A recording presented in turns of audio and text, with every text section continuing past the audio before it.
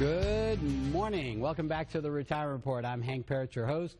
All right, I've been sharing with you some things about index annuity, or about we started with stocks. We talked about bonds. We talked about municipal bonds and some of the different risks that are out there and how the lackluster returns are going to be expected for many years to come.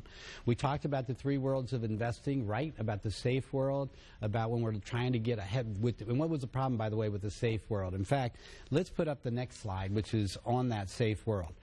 One of the things that you'll note with this when it comes to safety and protection, things like CDs, as I mentioned, savings checking, money market, government savings bonds. This is the slide we want to get up here. Let's see.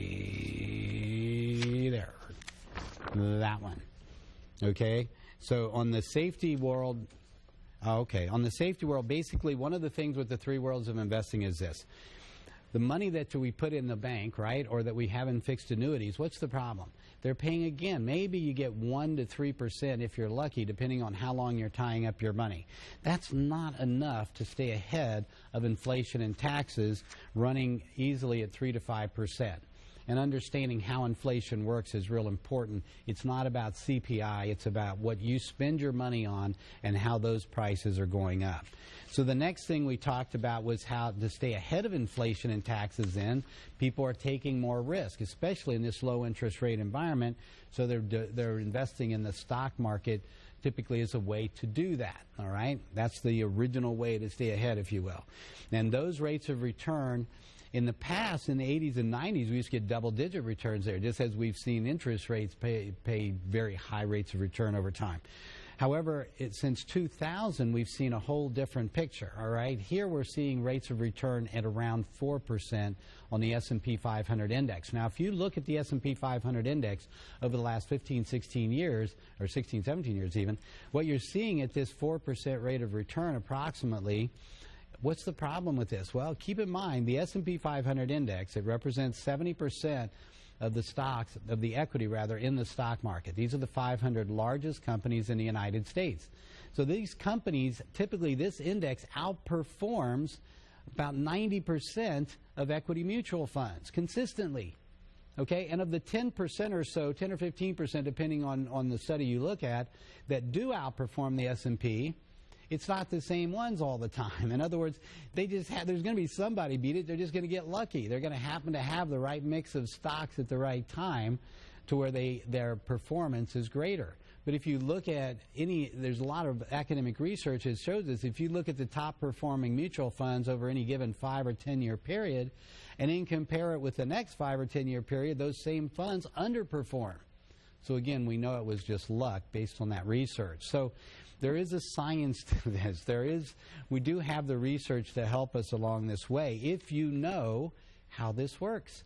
Okay, if you know what that research is, it's going to give you the insights to help you invest correctly. So if the S&P 500 index, which outperforms, again, 90% of equity mutual funds, meaning if you're invested in mutual funds and you don't have index funds as a part of that, or the majority, in fact, all of that, then this is one of those areas that you're probably even doing worse than the S&P. And I just mentioned it's only doing around 4%. And what are the projections saying? That over the next 10 plus years, you expect much the same, around 4%. Now, if you blend that with bonds, which are paying, especially, again, investment-grade bonds, so we're reducing risk, because if you're going to invest in junk bonds, or if you've got junk bonds in your portfolio, you may not even know it in your mutual fund, because the person that showed it to you may not have explained, or they probably don't even know. They just know, well, look at it's got a good Morningstar rating, it's been around for a long time, it's considered a good fund, therefore I'm recommending this fund.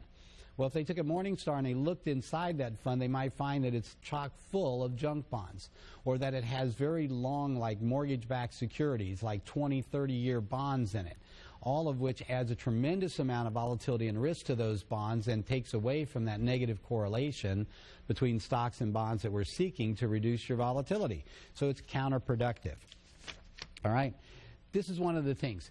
Jumping around into different asset classes is another way that doesn't work. All right, I'm going to skip this next slide because it's probably a little too much. But what it shows basically, actually, let's go ahead and throw it up. This is a nice color chart. I'll try to walk you through this in my office. There you go. That may be, it's a lot of stuff in there, very little chart. But basically what it does is each of those collars represents a asset category. Okay, so it could be large companies, it could be small companies, it could be fixed cash, it could be money markets, it could be short-term bonds. All of that's represented in there. Because in a good portfolio, based on, say, Dr. Fama's research, who won a Nobel Prize in 2013, these would be the asset categories represented. Now you can see there's no rhyme or reason to this. Back in 72, 73, the highest performing asset category, in fact, was a money market account, okay? So cash did best, and it was doing a pretty good return, whereas small caps were losing double-digit returns. The point of all this is when you look at these is there's no way to project or predict what's going to happen year in, year out. So we can get rid of that slide. Why is that? Okay, it's too random. There's no way to know. No one has the crystal ball to figure that out. So since we can't figure it out, we just buy it all.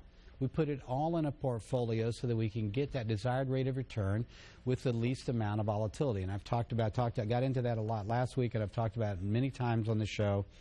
And again, I'm going to offer it up for the first 10 callers to my office this morning at 615-376-5325. Debbie's standing by. She'll get your information. All right? That means she's going to get your address and stuff to send you out, or email, whatever you want to do. And she'll send you out a checklist of things to bring to your appointment with me. And I'm going to offer you up, this retirement income analysis, to be specific, is a full-blown comprehensive financial plan. Okay, it's not just a consultation where we sit around and talk for an hour and I send you on your merry way, or try to sell you something, or say, hey, give me a check for $500 or $1,000 and I'll talk to you some more, okay, or I'll start to educate you a little bit. No, this is going to be a full comprehensive plan. This is worth $500 to $5,000 depending on how large your holdings are and how complex your plan is.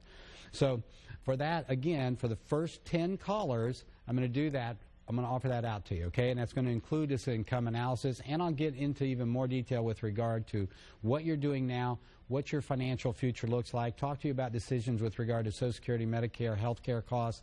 All of that is a part of it. How to know basically when to retire, when you can retire, when you should start taking Social Security, what it's going to mean to you long term, so that 10 years from now, 20 years from now, what's your financial picture going to look like? We're going to make sure that you can accomplish your goals without running out of money, okay? And I got to tell you, sometimes if I have to, I may be telling you that, what you got in mind, maybe it's going to take a little longer. But I'm going to be you're going to see the numbers behind it, okay? And then you'll be able to make decisions and choices from an educated, informed standpoint. That's the purpose of it, okay? So that's a comprehensive plan for the first 10 callers. And by the way, when you come to the appointment, I'll also provide you a copy of my book, free copy of my book, 7 Steps to Financial Freedom in Retirement, okay?